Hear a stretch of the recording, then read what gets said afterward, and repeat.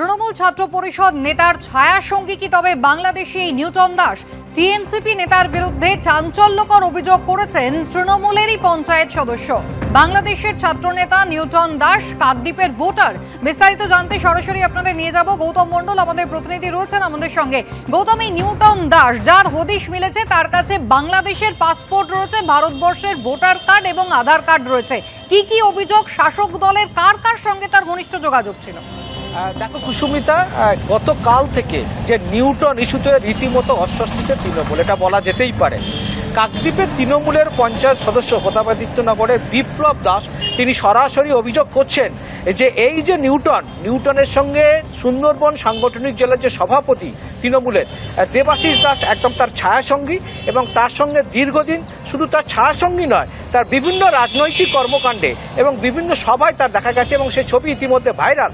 পাশাপাশি বলা হচ্ছে যে 2021 সালের অক্টোবর মাসে এই নিউটন দাস যখন বাংলাদেশে যাচ্ছিলেন ভারতবর্ষ থেকে, যাওয়ার পথে বনগাঁ সীমান্তে অভিবাসন দপ্তর তাকে গ্রেপ্তার করে। কারণটা কি ছিল? তার কাছে বাংলাদেশের পাসপোর্ট ছিল, কিন্তু ভারতবর্ষের আধার কার্ড, প্যান কার্ড এবং ভোটার কার্ড পাওয়া যায়।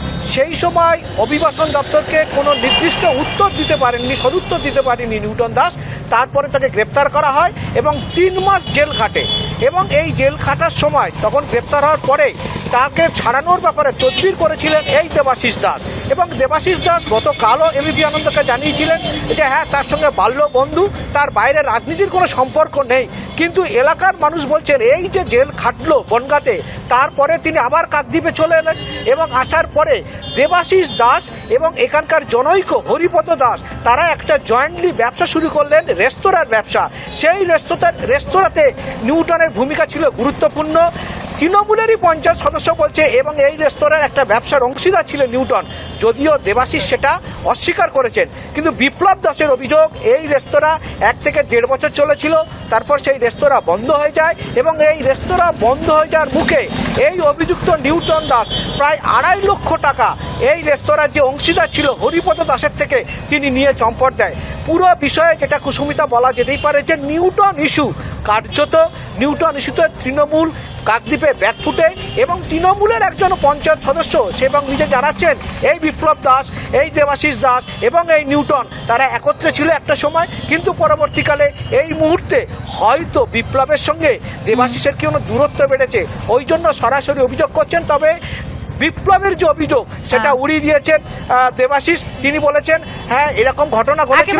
তোমার কাছে আমি আবারও ফিরবো। বিপ্লব দাস যার কথা বলছেন আমাদের প্রতিনিধি, সেই পঞ্চায়েত সদস্য তৃণমূল কংগ্রেসের, তিনি ঠিক কি দাবি করেছেন দেখুন এবার।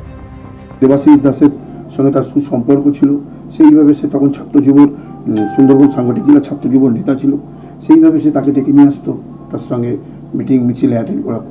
আমার সঙ্গে জাস্ট পরিচয় হয়েছিল 2021-এ। তার মধ্যে 2022 সালে ও বনগাঁয় এখান থেকে বাংলাদেশ যাওয়ার সময় পাসপোর্টে ওখানকার নেভিরা ওর মোবাইলে ইন্ডিয়ান কিছু ডকুমেন্টস পায়, সেখানে ওকে অ্যারেস্ট করে, এবং দীর্ঘ নেই করে হলেও 30-90 দিনের মতো জেলেও ছিল। তখন আমরা একসঙ্গে যাতায়াত করতাম, মোটা বসা ছিল। সেই সময় সেও গিয়েছিল তাকে ছাড়ানোর জন্য, আপ্রাণ চেষ্টাও করেছিল তাকে বের করানোর জন্য। জেল থেকে ছাড়া পাওয়ার পর উনি কাকদ্বীপে আসে, এখানে একটা রেস্টুরেন্টও খোলা হয়েছিল, যেটা উনি বিজনেস করেছিল পার্টনারশিপ হিসাবে, তার সঙ্গে ব্যবসাও করেছিল। আমি 22-এর পর থেকে আপাতত এইরকম পরিস্থিতি দেখে, এরকম সমস্ত খারাপ পরিস্থিতি দেখে আমি এখান থেকে নিজে থেকে সেফ সাইড হয়ে যাই। আর কবে গেছে কীভাবে গেছে জানা নেই, কিন্তু আনুমানিক মনে হয় 2023।